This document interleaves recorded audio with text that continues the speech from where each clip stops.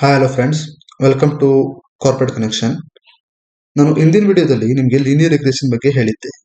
So ಅದು ಯಾವ ರೀತಿ ಕೋಡ್ ಎಕ್ಸಿಕ್ಯೂಟ್ ಮಾಡೋದು ಅಂತ ಹೇಳ್ಕೊಟ್ಟಿದ್ದೆ ಮ್ಯಾಥಮೆಟಿಕಲಿ, ರೈಟ್? ಸೊ ಈ ವಿಡಿಯೋದಲ್ಲಿ ನಾನು ಅದನ್ನೇ ನಿಮ್ಮ ಕೋಡಿಂಗ್ ಅಲ್ಲಿ ಯಾವ ರೀತಿ ಮಾಡೋದು ಅಂತ ತಿಳ್ಕೊಳ್ತಾ ಹೋಗೋಣ. ಓಕೆ, ಸೊ ಫಸ್ಟಿಗೆ ಬಂದ್ಬಿಟ್ಟು ನೀವು ನೋಡ್ತಾ ಇರ್ಬೋದು, ನಾವು ಕೆಲವೊಂದು ಲೈಬ್ರರೀಸ್ನ ಇಂಪೋರ್ಟ್ ಮಾಡ್ಕೋಬೇಕಾಗಿರುತ್ತೆ.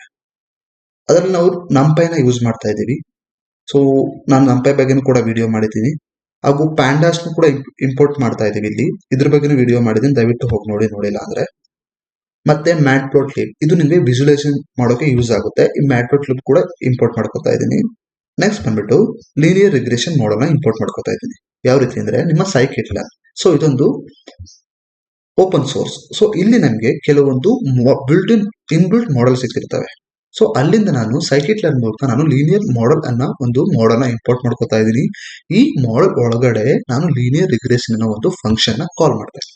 ಓಕೆ, ನೀವು ನೋಡ್ತಾ ಇದ್ರೆ ಇಂಪೋರ್ಟ್ ಫ್ರಮ್ sklearn, ಇದೊಂದು ಓಪನ್ ಸೋರ್ಸ್ ಲೈಬ್ರರಿ. ಈ ಲೈಬ್ರರಿ ಒಳಗೆ ನಾನು ಲೀನಿಯರ್ ಮಾಡೆಲ್ ಅನ್ನೋ ಒಂದು ಮಾಡೆಲ್ ನ ಕಾಲ್ ಮಾಡ್ತಾ ಇದ್ದೀನಿ, ಫ್ರಮ್ ಅನ್ನ ಯೂಸ್ ಮಾಡಿಕೊಂಡು. ಅದಾದ್ಮೇಲೆ ಅದರೊಳಗೇನೆ ಮತ್ತೆ ಇಂಪೋರ್ಟ್ ಮಾಡ್ತಾ ಇದ್ದೀನಿ ಲೀನಿಯರ್ ರಿಗ್ರೆಷನ್ ಅನ್ನೋ ಒಂದು ಫಂಕ್ಷನ್.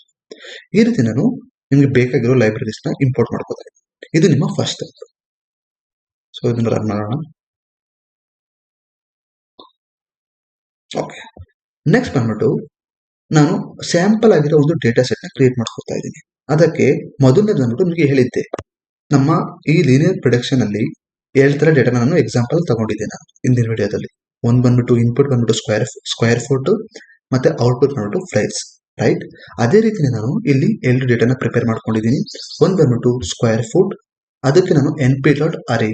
ಸೊ ನಂಪೈನ ನಾನು np ತಗೊಂಡಿದ್ದೀನಿ, ಅದ್ರ ಮೂಲಕ ಅರೇ ಆಗಿ ನಾನು ಕನ್ವರ್ಟ್ ಮಾಡ್ಕೊತಾ ಇದ್ದೀನಿ. ಈ ಲಿಸ್ಟ್ ಅನ್ನ 800 ತಗೊಂಡಿದ್ದೀನಿ, 800 foot and 1000 foot, 1200 feet, 1500 feet, 1800 feet, 2000 feet. ಈ ರೀತಿ ನಾನು ಫೀಟ್ ಗಳನ್ನ ತಗೊಂಡಿದ್ದೀನಿ, ಸ್ಕ್ವೇರ್ ಫೀಟ್ ನ ಅದನ್ನ ರಿಸೆಟ್ ಮಾಡ್ಕೊಂಡಿದ್ದೀನಿ -1 ಅಂತ. ಅದೇ ರೀತಿ ನೆಕ್ಸ್ಟ್ ನಾನು ಪ್ರೈಸ್ ನ ತಗೊಂಡಿದ್ದೀನಿ, that np.array. So 40 lakhs, so it is in lakhs. Okay, 800 square foot ಗೆ 40 lakh, 1000 ಸ್ಕ್ವೇರ್ ಫುಟ್ ಗೆ 50 lakh, 1200 ಸ್ಕ್ವೇರ್ ಫುಟ್ ಗೆ 55 lakh. ಈ ರೀತಿ ನಾನು with respect to that square foot ಗೆ ನಾನು ಪ್ರೈಸಸ್ ನ ನಿಮ್ಮ ಡೇಟಾ ಸೆಟ್ ಆಗಿ ತಗೊಂಡಿದ್ದೀನಿ. ಇವಾಗ ನಾನು ಆ ಡೇಟಾ ಸೆಟ್ ನ ನಿಮ್ಮ ಡೇಟಾ ಫ್ರೇಮ್ ಆಗಿ ಕನ್ವರ್ಟ್ ಮಾಡಬೇಕು. ಅದಕ್ಕೆ ನಾನು ಯೂಸ್ ಮಾಡ್ತಿರೋ ಲೈಬ್ರರಿ ಬಂದ್ಬಿಟ್ಟು ಪ್ಯಾಂಡಾಸ್. ಈ ಪ್ಯಾಂಡಾಸ್ ನ ನಾನು mathematical formula like mathematical operation ಗೆ ಸಹ ಯೂಸ್ ಮಾಡ್ತೀವಿ ನಾವು. ಸೊ ಇದ್ರ ಬಗ್ಗೆ ನಾನು ಡೀಟೇಲ್ ಆಗಿ ಎಕ್ಸ್ಪ್ಲೇನ್ ಮಾಡಿದ್ದೀನಿ ವಿಡಿಯೋದಲ್ಲಿ. ಓಕೆ, ಸೊ ಇಲ್ಲಿ ನಾನು ನಿಮ್ಮ ಪ್ಯಾಂಡಾಸ್ pd.ಡೇಟಾ ಫ್ರೇಮ್ ನ ಯೂಸ್ ಮಾಡಿಕೊಂಡು ಈ ಡೇಟಾನ np.array ಡೇಟಾನ ಡೇಟಾ ಫ್ರೇಮ್ ಆಗಿ ಕನ್ವರ್ಟ್ ಮಾಡ್ಕೊತಾ ಇದ್ದೀನಿ. ಓಕೆ, ಸೊ ಇಲ್ಲಿ ನಾನು ಸ್ಕ್ವೇರ್ ಫೀಟ್ ನ ಪಾಸ್ ಮಾಡ್ತಾ ಇದ್ದೀನಿ in column of square feet dot ಫ್ಲಾಟನ್, ಮತ್ತೆ ಪ್ರೈಸ್ ಇನ್ ಲ್ಯಾಕ್ಸ್ ಅದನ್ನು ಕೂಡ, ಇದು ನಿಮ್ಮ ಕಾಲಮ್ ನೇಮ್.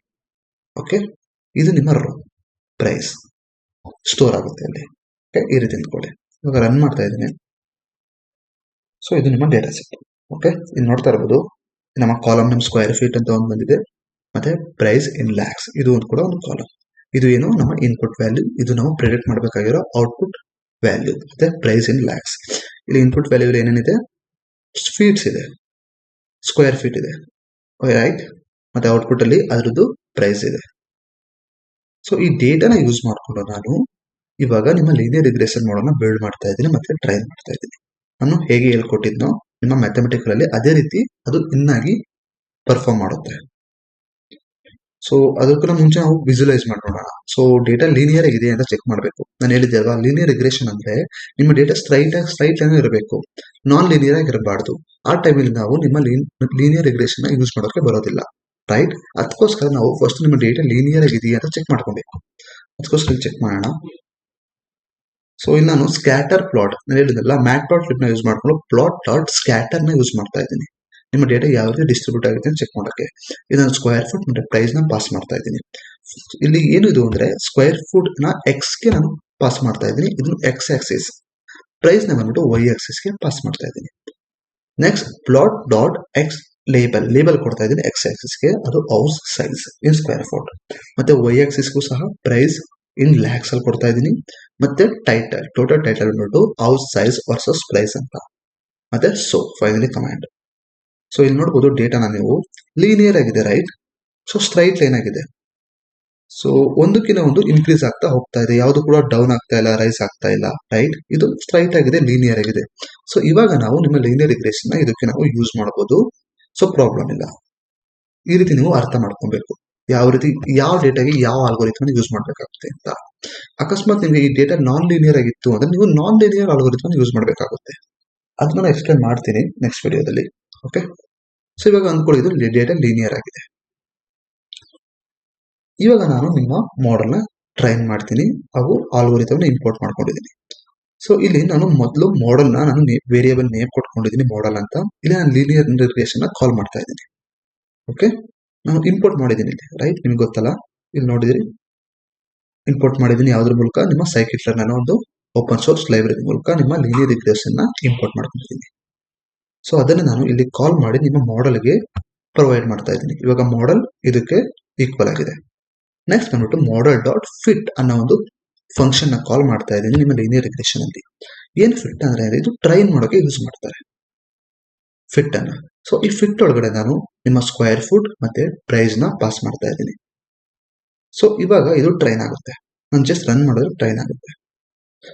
ಅದಕ್ಕಿಂತ ಮುಂಚೆ ನಾವು ಸಿಂಪಲ್ ಆಗಿ ನಿಮ್ಗೋಸ್ಕರ, ನಿಮ್ ಕನ್ವೀನಿಯನ್ಸ್ಗೋಸ್ಕರ ನಾವು ಸ್ಲೋಪ್ ನ ಕೂಡ ನಾವು ನೋಡ್ತಾ ಹೋಗ್ಬೋದು. ಇದು ಸ್ಲೋಪ್ ನ ಯಾವ ರೀತಿ ಅಂದ್ರೆ ಮಾಡೆಲ್ ಡಾಟ್ ಕೋಇಫ್ ಆಫ್ 0 ಅಂತ ನೀವು ಕೊಟ್ರೆ ನಿಮ್ಮ ಸ್ಲೋಪ್ ಬರುತ್ತೆ. ನಾವು ಅಲ್ಲಿ ಮ್ಯಾನ್ಯುವಲ್ ಆಗಿ ಕ್ಯಾಲ್ಕುಲೇಟ್ ಮಾಡ್ಕೊಂಡಿದ್ವಿ, ರೈಟ್. ಇಲ್ಲಿ ನೀವು ಜಸ್ಟ್ ನೀವು ಮಾಡೆಲ್ ಡಾಟ್ ಕೋಇಫ್ ಅಂಡರ್ಸ್ಕೋರ್ ಆಫ್ 0 ಅಂತ ಕೊಟ್ರೆ ನಿಮ್ಮ ಸ್ಲೋಪ್ ಬರುತ್ತೆ. ಅದೇ ರೀತಿ ನೀವು ಕೂಡ ಇಂಟರ್ಸೆಪ್ಟ್ ಕೂಡ ನೀವು ಕಾಲ್ ಮಾಡ್ಕೊಬಹುದು. ಓಕೆ, ಇದೆಲ್ಲ ಜಸ್ಟ್ ಇಲ್ಲಿ ಹೇಗಿದೆ ಅಂದ್ರೆ ನಿಮ್ಮ scikit-learn ಪ್ರೊವೈಡ್ ಮಾಡ್ತಾರ ಫುಲ್ ಫಂಕ್ಷನ್ಸ್ ಎಲ್ಲ ಬಂದ್ಬಿಟ್ಟು ಇನ್ಬಿಲ್ಟ್ ಎಲ್ಲ ಪರ್ಫಾರ್ಮ್ ಮಾಡಿಬಿಟ್ಟಿದ್ದಾರೆ. ಅಲ್ಲಿ ಮ್ಯಾಥಮೆಟಿಕಲ್ ಫಾರ್ಮುಲಾ ಹಾಕಿ ಮೊದಲೇ ಇನ್ಬಿಲ್ಟ್ ಮಾಡಿಬಿಟ್ಟಿದ್ದಾರೆ. ಇಲ್ಲಿ ನಾವು ಜಸ್ಟ್ ಅದನ್ನ ಕಾಲ್ ಮಾಡಿ ಇಂಪೋರ್ಟ್ ಮಾಡ್ಕೊಂಡು ಯೂಸ್ ಮಾಡ್ತಾ ಇದೀವಿ ಅಷ್ಟೇನೆ. ಓಕೆ, ನಾವೇ ಮ್ಯಾನ್ಯುವಲ್ ಆಗಿ ಕ್ಯಾಲ್ಕುಲೇಟ್ ಮಾಡೋದೆಲ್ಲ ಏನ್ ಬೇಕಾಗಿಲ್ಲ. ನಿಮ್ಮ ಈ ಕೋಡಿಂಗ್ ಅಲ್ಲಿ ಎಲ್ಲ ಇನ್ಬಿಲ್ಟ್ ಆಗಿರುತ್ತೆ, ಜಸ್ಟ್ ನೀವು ಕಾಲ್ ಮಾಡ್ಬೇಕಷ್ಟೇನೆ.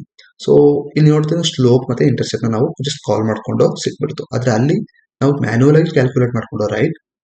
ಯಾ, ಸೊ ಇವಾಗ ನಾವು ನಿಮ್ಮ ಅದನ್ನ ಪ್ರಿಂಟ್ ಕೂಡ ಮಾಡಬಹುದು, ಮತ್ತೆ ಜೊತೆಗೆ ಮಾಡೆಲ್ ಕೂಡ ಟ್ರೈನ್ ಮಾಡಬಹುದು. ನೋಡಿ, ನಿಮ್ಮ ಸ್ಲೋಪ್ ಬಂದ್ಬಿಟ್ಟು 0.03. ಓಕೆ, ಅಲ್ಲೂ ಕೂಡ ಇದೆ ಬಂತು ಅಲ್ವಾ.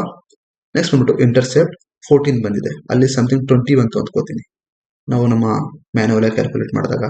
ಸೊ ಡೇಟಾ ಚೇಂಜ್ ಆದಾಗೆ ಅದು ಕೂಡ ಚೇಂಜ್ ಆಗುತ್ತೆ. ಅಲ್ಲಿ ಬೇರೆ ಡೇಟಾ ಇತ್ತು, ಇಲ್ಲಿ ಸಹ ಬೇರೆ ಡೇಟಾ ಇದೆ. ಓಕೆ, ಸೊ ಇಂಟರ್ಸೆಪ್ಟ್ ಬಂದ್ಬಿಟ್ಟು 14.37. ಸೊ ಇದನ್ನ ಯೂಸ್ ಮಾಡ್ಕೊಂಡು ಕೂಡ ನೀವು ಪ್ರೆಡಿಕ್ಟ್ ಮಾಡಬಹುದು. ಅದನ್ನ ಯಾವ ರೀತಿ ಮಾಡೋದು ಅಂತ ನಾನು ಹೇಳ್ಕೊಟ್ಟಿದ್ದೀನಿ. ಓಕೆ, ಜಸ್ಟ್ ಇನ್ಪುಟ್ ಕೊಡಿ, ಈ ವ್ಯಾಲ್ಯೂನ ಯೂಸ್ ಮಾಡ್ಕೊಂಡು ಇನ್ಪುಟ್ ನ ಯೂಸ್ ಮಾಡ್ಕೊಂಡು ನೀವು ಪ್ರೆಡಿಕ್ಟ್ ಮಾಡಬಹುದು ಮ್ಯಾನ್ಯುವಲ್ ಆಗಿ. ಈಗ ನಾವು ಈ ಮಷಿನ್ ನ ಯೂಸ್ ಮಾಡ್ಕೊಂಡು, ಈ ಮಾಡೆಲ್ ನ ಯೂಸ್ ಮಾಡ್ಕೊಂಡು ಯಾವ ರೀತಿ ನಿಮ್ಮ ಕೋಡಿಂಗ್ ಅಲ್ಲಿ ಕ್ಯಾಲ್ಕುಲೇಟ್ ಮಾಡುತ್ತೆ ಅಂತ ನೋಡ್ತಾ ಹೋಗೋಣ. ಇವಾಗ ನಾವು ಒಂದು ಮ್ಯಾನ್ಯುವಲ್ ಆಗಿ ಒಂದು ಇನ್ಪುಟ್ ನ ನಾವು ಕ್ರಿಯೇಟ್ ಮಾಡೋಣ.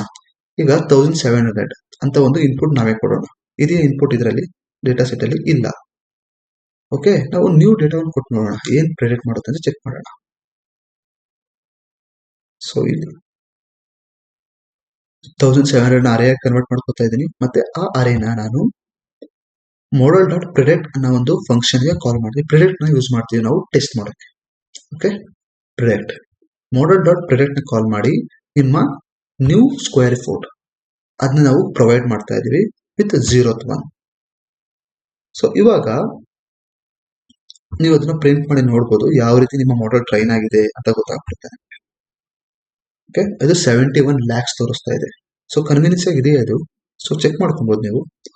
ಸೊ ಇಲ್ಲಿ ಅದು 1700, ಇಲ್ಲಿ 1800 ಗೆ 75 ಅಂತ ತೋರಿಸಿದೆ. ಸೊ ಅದು 1700 ಗೆ 71 lakhs ಅಂತ ತೋರಿಸ್ತಾ ಇದೆ. ಸೊ ಕನ್ವೀನಿಯನ್ಸ್ ಆಗಿದೆ ಇದು.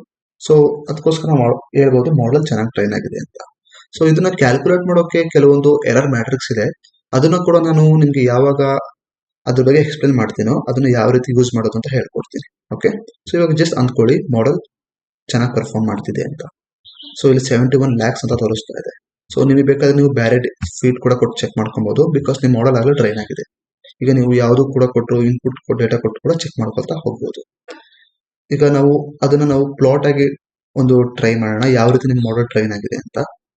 ಸೊ ಅದಕ್ಕೆ ನಾನು ಸ್ಕ್ಯಾಟರ್ ನ ಯೂಸ್ ಮಾಡ್ತಾ ಇದ್ದೀನಿ. ಸೊ ಇಲ್ಲಿ ನೀವು ಸ್ಟಾರ್ಟಿಂಗ್ ಅಲ್ಲಿ ನಾವು ಜಸ್ಟ್ ಡೇಟಾನ ಚೆಕ್ ಮಾಡೋದು. ಇಲ್ಲಿ ನಾವು ನಿಮ್ಮ ಮಾಡೆಲ್ ನ ಲೈನ್ ಪ್ಲಾಟ್ ಆಗಿ ಚೆಕ್ ಮಾಡಲಿಲ್ಲ, ರೈಟ್. ಇಲ್ಲಿ ನಾವು ಲೈನ್ ಪ್ಲಾಟ್ ಆಗಿ ಚೆಕ್ ಮಾಡ್ತಾ ಇದ್ದೀವಿ. ಸೊ ಇಲ್ಲಿ ನೋಡಬಹುದು ನಿಮ್ಮ ಮಾಡೆಲ್ ಚೆನ್ನಾಗಿ ಟ್ರೈನ್ ಆಗಿದೆ. ಓಕೆ, ಇದೊಂದು ಲೀನಿಯರ್ ಆಗಿಲ್ಲ, ಜಸ್ಟ್ ಸಿಮಿಲರ್ ಆಗಿದೆ ಅಷ್ಟೇನೆ. ಇಲ್ಲಿ ಸ್ವಲ್ಪ ವೇರಿ ಆಗ್ಬೋದು, ಲೈಕ್ ಪಾಯಿಂಟ್ ಅಲ್ಲಿ ವೇರಿ ಆಗ್ಬೋದು ಅಷ್ಟೇನೆ ಈ ಜಾಗದಲ್ಲಿ, ಬಟ್ ಅದು ಕೂಡ ಸಿಮಿಲರ್ ಆಗಿದೆ, ಏನ್ ಪ್ರಾಬ್ಲಮ್ ಇಲ್ಲ. ಸೊ ಇನ್ ಮಿಕ್ಕಿದೆಲ್ಲ ಕೂಡ ಚೆನ್ನಾಗಿ ಟ್ರೈನ್ ಆಗಿದೆ. ಓಕೆ, ನೋಡ್ತಾ ಇರ್ಬೋದು ಸ್ಟ್ರೈಟ್ ಲೈನ್ ಅಲ್ಲಿ ಇದೆ ಎಲ್ಲದು ಕೂಡ. ಇದು ನೀವು ಪ್ಲಾಟ್ ಮಾಡೋ ರೀತಿ. ಓಕೆ, ಸೊ ಇದು ಕೂಡ ನಾನು ಸ್ಕ್ಯಾಟರ್ ನ ಯೂಸ್ ಮಾಡಿದ್ದೀನಿ ಸಿಮಿಲರ್ಲಿ ಮೊದಲು ತೋರಿಸಿದ ಹಾಗೆ. ಅದೇ ರೀತಿ ಒಂದು ಲೈನ್ ನ ಯೂಸ್ ಮಾಡಿದ್ದೀನಿ ಲೈನ್ ಪ್ಲಾಟ್ ಆಗಿ, ದಟ್ ಇಸ್ ಪ್ಲಾಟ್. ಮತ್ತೆ ಸ್ಕ್ವೇರ್ ಫುಟ್ ನ ಪ್ರೊವೈಡ್ ಮಾಡಿದ್ದೀನಿ ಮಾಡಲ್ ಡಾಟ್ ಪ್ರಿಡಿಕ್ಟೆಡ್ ವ್ಯಾಲ್ಯೂ. ಈ ಸ್ಕ್ವೇರ್ ಫುಟ್ ನ ನಾನು ಪ್ರೊವೈಡ್ ಮಾಡಿದ್ದೀನಿ. ಓಕೆ, ಸ್ಕ್ವೇರ್ ಫುಟ್ ನ ಇನ್ಪುಟ್ ವ್ಯಾಲ್ಯೂ ಇದನ್ನ ನಾವು ಪ್ರೊವೈಡ್ ಮಾಡಿದ್ದೀನಿ ನಿಮ್ಮ ಪ್ರಿಡಿಕ್ಟ್ ವ್ಯಾಲ್ಯೂ ಪ್ರಿಡಿಕ್ಟ್ ಮಾಡಲಿ ಅಂತ ಮಾಡಲ್ಗೆ. ಅದಾದ್ಮೇಲೆ ಎಕ್ಸ್ ಲೇಬಲ್ ನ ಕೊಟ್ಕೊಂಡಿದ್ದೀನಿ ಎಕ್ಸ್ ಆಕ್ಸಿಸ್ಗೆ, ವೈ ಲೇಬಲ್ ನ ಕೊಟ್ಕೊಂಡಿದ್ದೀನಿ ವೈ ಆಕ್ಸಿಸ್ಗೆ, ಮತ್ತೆ ಟೈಟಲ್ ಕೊಟ್ಟಿದ್ದೀನಿ ಲೀನಿಯರ್ ರಿಗ್ರೆಷನ್ ಮಾಡಲ್ ಅಂತ. ಫೈನಲ್ ಆಗಿ ಶೋ ಕೊಡ್ತಾ ಇದ್ದೀನಿ. ಈ ರೀತಿ ನಿಮಗೆ ಮಾಡಲ್ ಪ್ರಿಂಟ್ ಆಗುತ್ತೆ. ಓಕೆ, ಸೊ ಇದಾಗಿತ್ತು ನಿಮ್ಮ ಲೀನಿಯರ್ ರಿಗ್ರೆಷನ್ ನ ಕೋಡಿಂಗ್ ಸೈಡ್. ಐ ಥಿಂಕ್ ನಿಮ್ಗೆ ಅರ್ಥ ಆಗಿದೆ ಅನ್ಕೋತೀನಿ ನಿಮ್ಮ ಕೋಡಿಂಗ್ ಯಾವ ರೀತಿ ಎಕ್ಸಿಕ್ಯೂಟ್ ಮಾಡೋದು ನಿಮ್ಮ ಲೀನಿಯರ್ ರಿಗ್ರೆಷನ್ ಅಂತ. ಸೊ ಏನೇ ಡೌಟ್ ಇದ್ರು ಕಮೆಂಟ್ ಸೆಕ್ಷನ್ ಅಲ್ಲಿ ಆಡ್ ಮಾಡಿ, ಸೊ ಅದಕ್ಕೆ ನಾವು ರಿಪ್ಲೈ ಮಾಡಕ್ಕೆ ಟ್ರೈ ಮಾಡ್ತೀವಿ. ಸೊ ಇದಾಗಿತ್ತು ನಮ್ಮ ಈ ದಿನದ ವಿಡಿಯೋ. ವಿಡಿಯೋ ಇಷ್ಟ ಆಗಿದ್ರೆ ದಯವಿಟ್ಟು ಲೈಕ್ ಮಾಡಿ ಹಾಗೂ ಶೇರ್ ಮಾಡಿ ಅಂತ ಹೇಳ್ತಾ ವಿಡಿಯೋನ ಎಂಡ್ ಮಾಡ್ತಾ ಇದ್ದೀನಿ. Thank you, bye.